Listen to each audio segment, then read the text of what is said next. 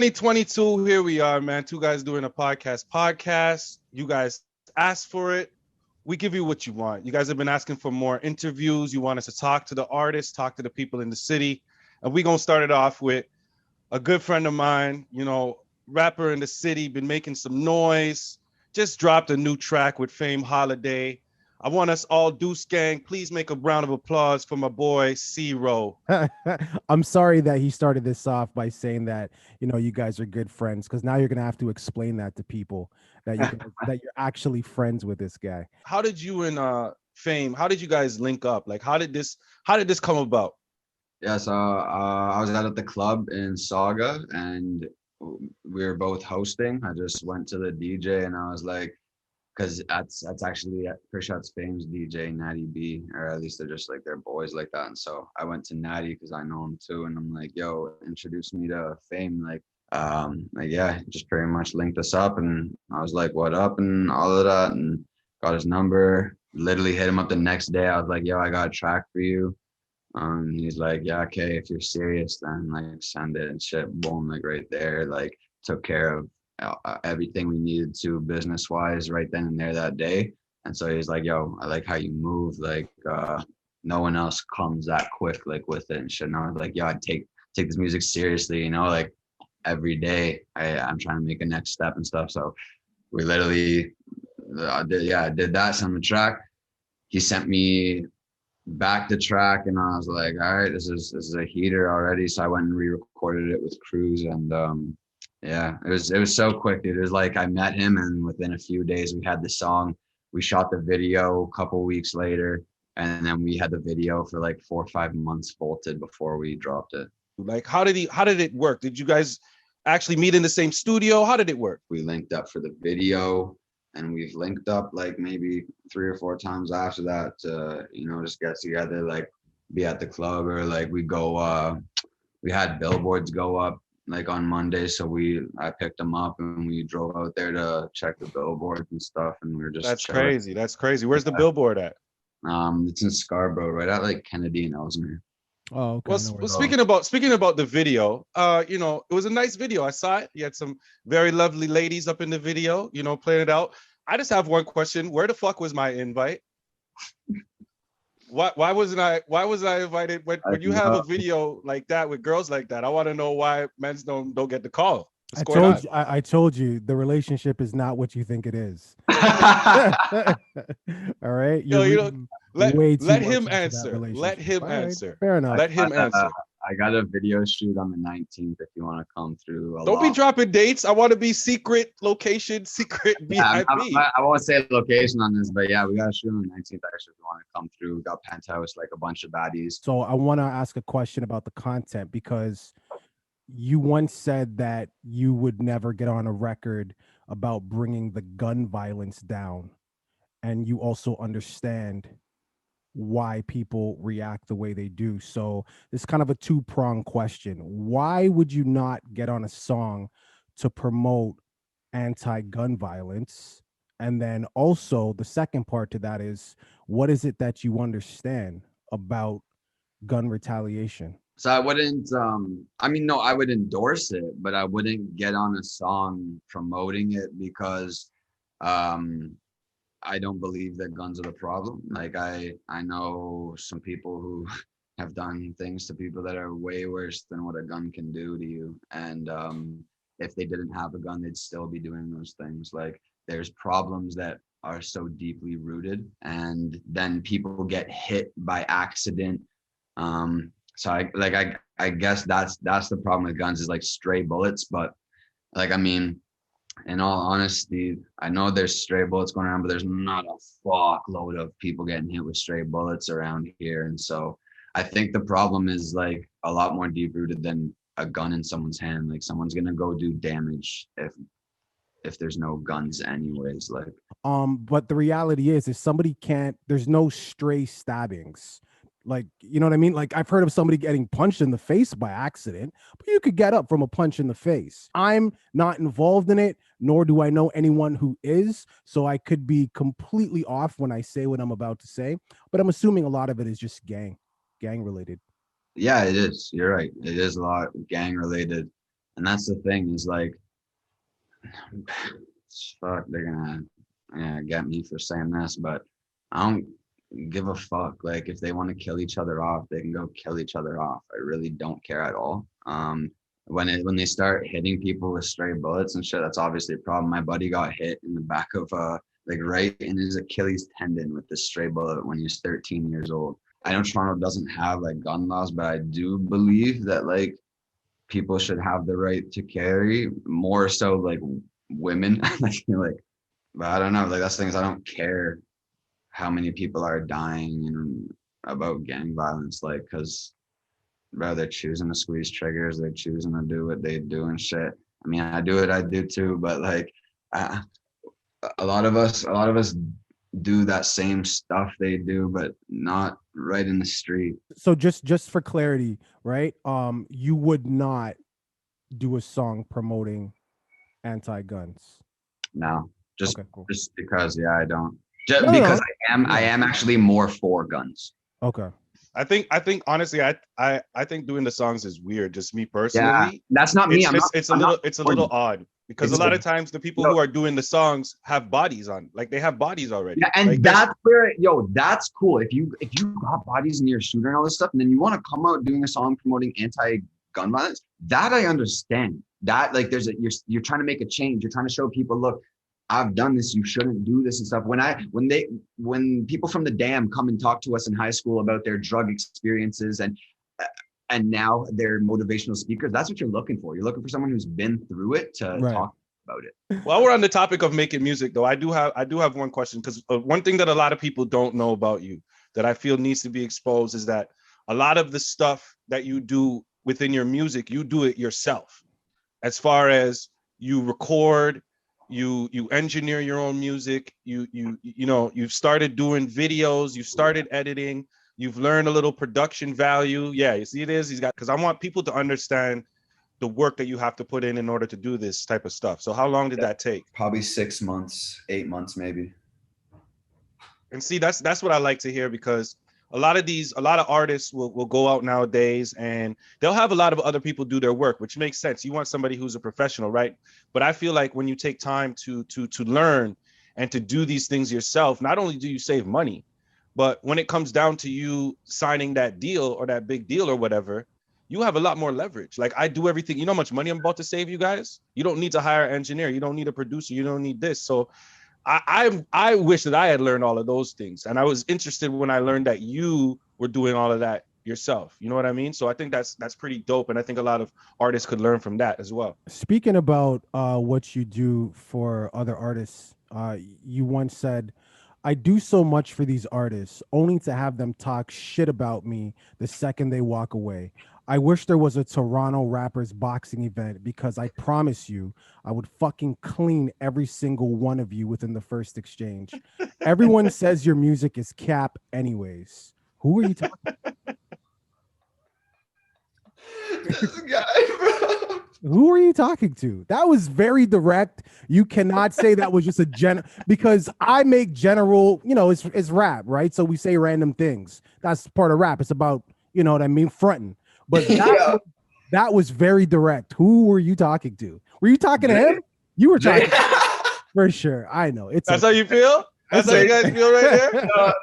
DreCey told you we're interviewing someone on the podcast and you're like, all right, I'm pulling out quotes. Bro. Hey, listen, men's them do their research over here, okay? Two guys, we don't play no games over here, man. Go watch it. Oh, it's about like that. I fucking put his baby mom in my music video. Everyone knows who that's about. It's Supreme Swiss or Anka, whatever he changed his name to. But Swiss Chief, that's what I call him. Yeah. I seen you did a diss record to him as well. You don't have to really go into super detail, but I am curious to know, something went wrong. What happened? Yeah, no, it's like a lot of people thought it was fake and shit, and like I guess like depending on how you look at it, you could think it was at first, but I've been boxing, I've been fighting my whole life. Like I will fuck up any Toronto artist. I put it on my story or something, and then Up Next posted and some other pages started posting and shit, and so Supreme Swiss jumped into comments. I'll box this kid, I'll fuck him up and shit. So Up Next messaged me, he's like, yo, you want to fight this guy? And I was like, yeah. I said, anyone, bro, like fight that guy. He's like a wet pool noodle. And so fucking set it up, and he's like, yeah, Swiss like tagged me in something. Oh no, like he set it up and he's like, yeah, he's gonna fight you. So I posted a video of me jumping rope, like pretending I can't jump rope and shit. And I was like, oh shit, this is tough, all that. And he's like, he posted a video on his story tagging me, and he's like, oh, you're funny. This kid's real fucking funny. And so I replied like in his DMs to the story, and I'm like, yo, I appreciate you taking the fight. Or I replied with like laughing faces, and then he replied, he's like, yo, I fuck with what you're doing. Like this is big for the city. And I'm like, yeah, yo, I appreciate you taking the fight. That's dope. Like this is gonna be super huge. We're gonna do a toy drive. Oh, that'll be big, man. And he's like, sick, yo, I fuck with the way you move. And I'm like, okay. It's all love and shit. And then like 3-4 days later, he tags me on his Instagram story again, like him in the studio, and he's making a diss track. Jasmine, come here. Jasmine, stop. And he's making a diss track, and he's like, he's not even dissing me. He's talking about, he's like, I don't know. He's talking about a whole bunch of nonsense that has nothing to do with me, but he's saying it's a diss track in his caption to me. Yeah. And then I liked it, and he messaged me. He's like, get your diss track ready, bro. And I'm like, okay. So I got my diss track ready. Still all love and shit, right? Like there's nothing wrong. If you take out the baby mom from the video, it's not bad. Like it's not that bad, the whole thing. It just looks like we're dissing each other for the culture before the boxing match. It's all it's supposed to be. Yeah. Fucking 2 weeks go by and this kid is not dropping his track. I'm like, yo, this kid knows he's fucking gonna get washed on the mic. Like he'll get super washed. And so I'm like calling him out now. I'm like, yo, where's your track? Where's your track? Everything's still cool. Nothing wrong. And then he's like, oh, I'm not giving you my attention shit. So now I got one of his boys he grew up with, who's a boxing promoter, to write up contracts for us. I've contacted enough venues and they're all set to go. If any one of them at the click of a button. Up next is fucking all in this, invest in this. We wrote up a 2-page contract for each of us to sign. Put all this fucking work into it. I paid $3,000 to jump back into boxing. I like get my training going again. Top of the line trainers and shit. I was ready to fucking go. And then this fucking guy just like keeps saying, because he keeps loafing. And then I'm like, yo, sign the fucking contract. So at this point now, I'm like, yo, if you don't sign the contract, I'm going to drop my diss track on you tomorrow. And that's when word got out that I have a diss track ready, like Volted. And people are like, oh, yo, he's got a diss track. And somehow word got around to his BM. I didn't even know he had a baby moms or nothing. And she hits me up on Instagram. She's talking all this fucking craziness about him in my DMs. Wow. I didn't put nothing in the video, bro. I just put her saying that he's all talk, which clearly he is. And yeah, so she was saying a whole bunch of other shit that I'm not even gonna go there on, like really, really bad. You see what are we talking about with these toxic women out here, man? Like look how quick this girl was to throw her the father of her child under the bus. Browski, I could have called this and held his baby boy in my video if I wanted. Okay, all right. But we're not gonna do that. Anyways, yeah, it was like it all. She hit me up with all this shit and everything. I was like, damn, yo, he's a bad dude. Like he's a bad dude and he's a fucking talker. Like this guy is talking a bunch of nonsense out his ass. Like I'll give him my fucking home address and he'll never come. He'll never send anyone to come. It's that pathetic. So bro. really what it sounds like is that this could have been something beneficial for both sides. And because for kids too, like having a good Christmas, and he ruined it for a lot of kids. I had to go out and hand out fucking 700 flyers in Meadowvale with my team just to host a toy drive, because now we can't bring people to a center and have everyone bring gifts. But we did that in a day 2 with a fucking truck, going and picking them all up, spending like 10 hours all together doing this. Fucking this guy, like we could have done it so much more proper and raised a lot more money and done it for the community. And yeah, just when he wouldn't sign, I got cheesed. And then his baby mom hit me up on the day that I said I'm dropping the diss track. So I was like, yo, you're going in the song now. Like, and I dropped the song and like obviously I took it personal, and even up next told me, he's like, yo, take that down, bro. He's like, you're like my little brother, and I don't want to see you doing that. So I took it down for a minute. But I even told him too, I was like, yo, I had like 8 people in the room with me. I was like, yo, all of you, y'all fuck with it? Y'all fuck with it? And they were all like, yeah, laughing and stuff. And I look at him and was like, see, bro, like, I'm sorry, but in my opinion, you're wrong on this one. And I went back and I re-uploaded it. And I was like, yeah, people got to hear it. That's who I am. So like, no, I hear you. That, you know? And thank you for expanding on that, Matt. I didn't think you were going to say as much as you did, so thank you. Yeah. I just want to get again clarity. One last point. Today, 2022, you still believe you could hop in the ring with any Toronto rapper and wash them? Yeah, I should have been a little more clear with my words. Any Toronto rapper, like under 180. Okay, there you go. Because we're talking about actual boxing, right? We're not talking about street fighting. Yeah. We're talking about boxing. We're talking about real boxing, not Jake Paul boxing. I'm real like boxing. 160, 165. So yeah. I think probably anyone under 190, I could wash. You put fucking like CLE Pengs in there with me, and he has a few months of boxing. One punch, I'm like. For those who don't know, and unfortunately I do know this, you and her, you guys have an OnlyFans. Yeah, DreCey's one of our subscribers. Definitely not. Makes sense. Even though he has called and messaged me asking me to subscribe to his thing, like he thinks that's really gonna happen. But I want to know whose idea was the OnlyFans? Whose idea was that? It was actually like 100% mutual, pretty much. Like, it's a substantial amount of money. Like when you're so what is it? You don't have to go into too much detail about this, but what is it exactly that you guys are doing on your OnlyFans now? Is your OnlyFans pictures? Is it videos? Are you guys having sex, or what's going on there? I was subscribed to see, bro. That's a great answer. That is a great answer. You got to keep that intrigue. You got to keep that intrigue on there. You know what I mean? And I just gotta watch because I got family that really watches everything I do. So now you're worried about the family after all those stories about the fights that you was getting in. Now we worried about family. My parents pulled up to my condo a couple months after we owned it, and they called me. They're like, "Come downstairs right now." I'm like, "All right, the fuck are they doing here?" Like, I go downstairs. They're there out front of the condo. They're like, "Get in the car." I'm like, "What? Y'all gonna kill me or something? What's going on?" Like, and I'm in the back of the car, and they're turning. They're like, "So you're a porn actor?" So your parents found your OnlyFans? They found your OnlyFans page? Yeah. That's pretty funny. Did they subscribe? Because it's not free content based on what you're saying. Exactly. So they didn't subscribe out of fear, and I was able to tell them what we're really doing on there. Okay.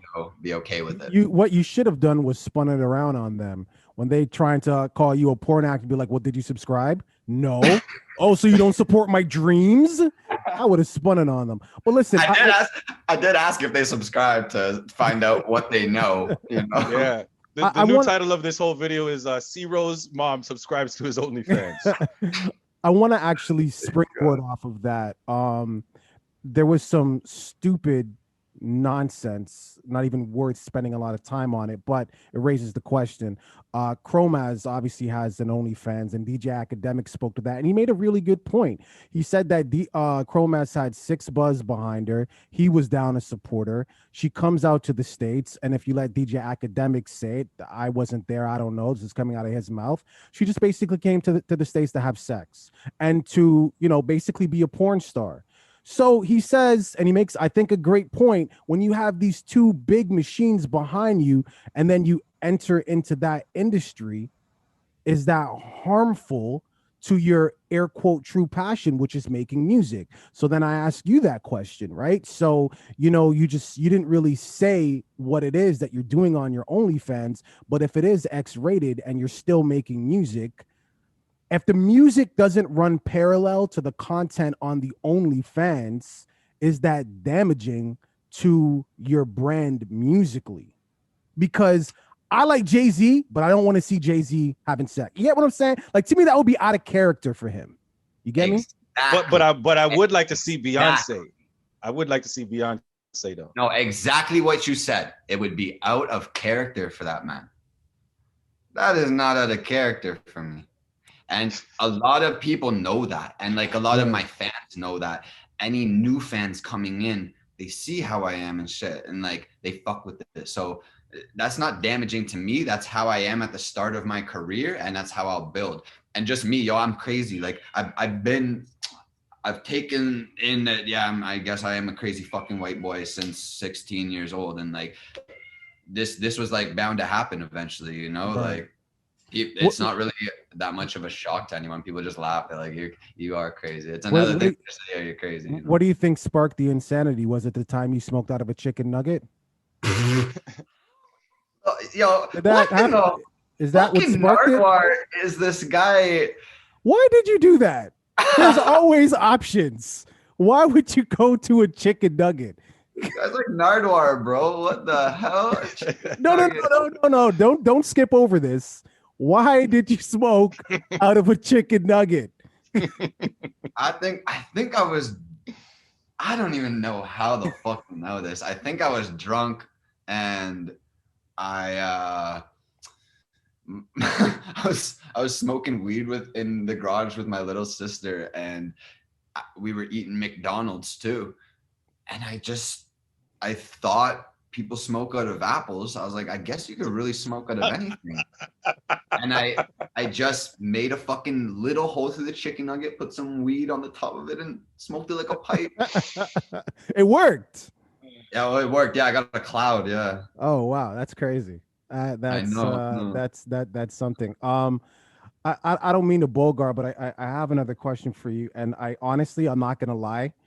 I need you to explain this, and I honestly took offense to this when you said this, and I want to know your thought behind this. You said, I see a lot of Jamaicans not okay with Kodak, or rather with what Kodak did with his mom. Some of y'all are whitewashed, and it's clear as day. You don't even know your own culture. It's sad.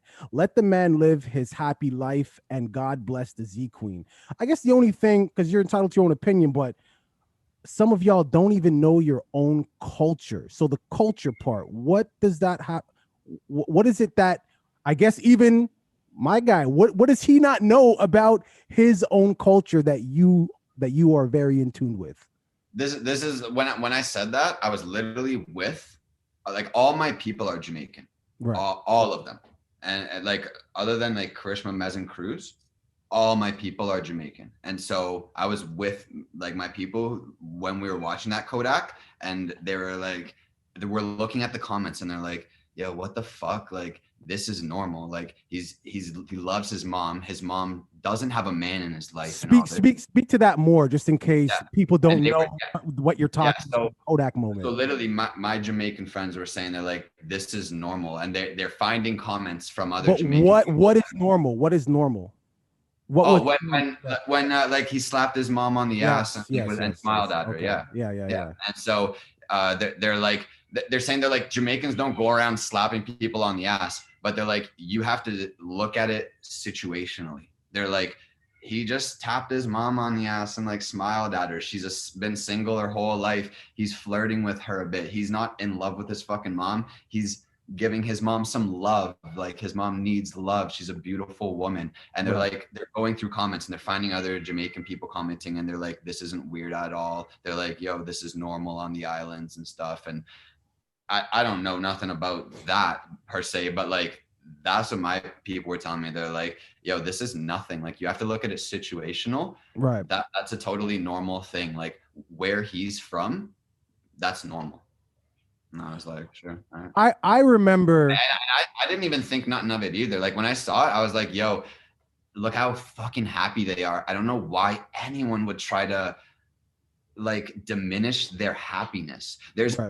There's obviously nothing sexual about it. There's like so clear as day that Kodak isn't fucking his mom or wants to fuck his mom. Like, that's so fucking stupid to say. And so when I see people trying to diminish other people's happiness, I might say something that is a little out of line. like that. Yeah. I mean, for me, I've had both my mom and my dad slap me on the ass in both good and bad ways, like both in good situations and when I got in shit. You know what I mean? So for me, that's nothing. I just see it as playful fun. I could understand how other people see it the way that they do as that, because I guess that's where your mind goes to that. But with the relationships that families have, especially when you grow up in Jamaica, especially when you grow up on these small islands, your families are a lot closer. And what may seem awkward to some people as far as touchy feely is super regular. Like I'll go around, I'll lick my sister in her ear right now. I'll go do it. I'll go do it right now. And then blow in it after. And then some people go look at that. Some people go look at that like, yo, you're messed up. And I am. And I am. You got to speak to this, man. You said you literally got asked to perform at a fucking Confederate party next weekend. I'm disgusted that they even listen to my music. Y'all are lucky. You never sent me the address, because I'll show up with my team and air the whole spot out. Fuck white supremacists. First of all, why would they reach out to you? You know what, man? That's fuck, dude. That's a question I hate to answer, but like I don't care. There's actually a fucking friend I grew up with who asked me to come perform at this party that his friend was having. So my friend is not a Confederate or white supremacist or anything, but his friend is, and their whole family is, and the farm that it was going to be on is just riddled with Confederate flags and like horse heads and guns and everything. And I was like, yo, Jasmine, stop. And I was like, yo, this is weird. Like, I don't want to perform at some Confederate party. And I said, I was like, they were hosting like a rave or whatever in the barn. And he's like, can you come perform? And I was like, okay, like I'll come perform. And he's like, oh, you can't bring any black people though. And I was like, well, then there's no way I'm coming. And he's like, I was like, even if I planned on bringing a black person or not, there's no way I'm coming after you said that. And he was just like, he's like, I don't mean it like that. He's like, I'm just saying that the guy who owns the house, like his family is all like white supremacists, and like they'll do something if a black person's there. And I'm like, okay.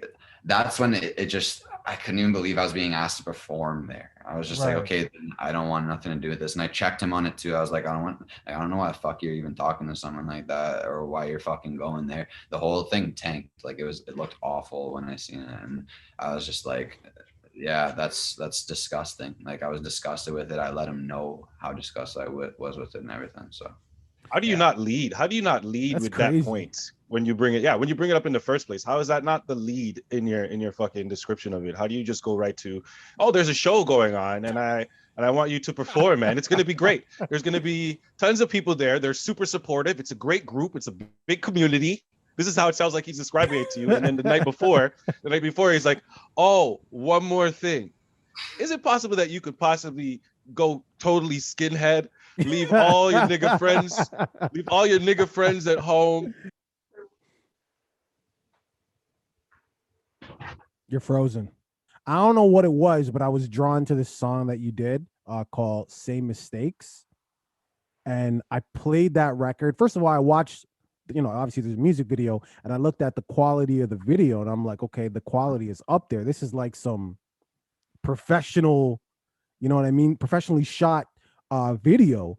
And then I was listening to the lyrics. You got your mom in it. Like that is your mom, right? Yeah. That song is amazing. Thank you so much, man. That song is so good.